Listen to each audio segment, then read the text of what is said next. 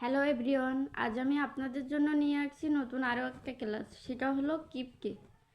কিপকে স্বভাবটা সবার ভিতরে কম বেশি আসে। কারো 10%, কারো 99%, আবার কারো 50%।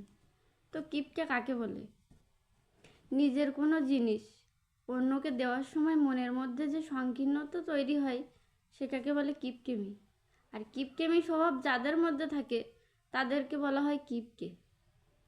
আমাদের দেশে বিভিন্ন প্রজাতির কিপকে আছে।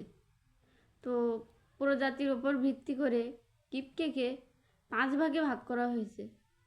রামকিপকে। রামকিপকে হলো প্রচুর টাকা আছে কিন্তু নেই নেই ভাব, শুধু মনে হয় আমার নেই, অন্য কারো আছে, এদেরকে বলা হয় রামকিপকে।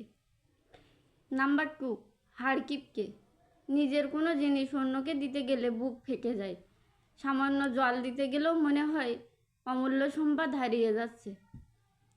নাম্বার 3, জাত কিপকে। বংশ পরম্পরা অনুযায়ী যারা কিপকে হয় তাদেরকে বলা হয় জাত কিপকে। যেমন ঠাকুরদাদার বাবা কিপকে ছিল, ঠাকুরদাদা কিপকে। ঠাকুরদাদা কিপকে ছিল, তার ছেলে কিপকে। সে কিপকে বলে তার আবার বাচ্চা হয়েছে, সেও কিপকে। এদেরকে বলা হয় জাত কিপকে। নাম্বার 4, ভাবের কিপকে। এদের কোনো কাজে আসে না, এরা অন্যদের সামনে বলতে চায় যে এরা কিপকে, কিন্তু কাজের বেলা এদের ঠিকই খরচ করতে হয়। এরা আসলে, এদেরকে কিপকে বলা যায় না, নামে কিপকে কিন্তু আসলে কাজের বেলায় এরা কিপকে হয় না। এবং সর্বশেষ হলো ডিজিটাল কিপকে। যেটা ডিজিটাল কিপকে হলো এরা অন্যের ফোনে মিস কল দেওয়ার পরে নিজের ফোনে ব্যালেন্স চেক করে যে আসলে আমার ফোনে ব্যালেন্স কেটেছে কিনা, এদেরকে বলা হয় ডিজিটাল কিপকে।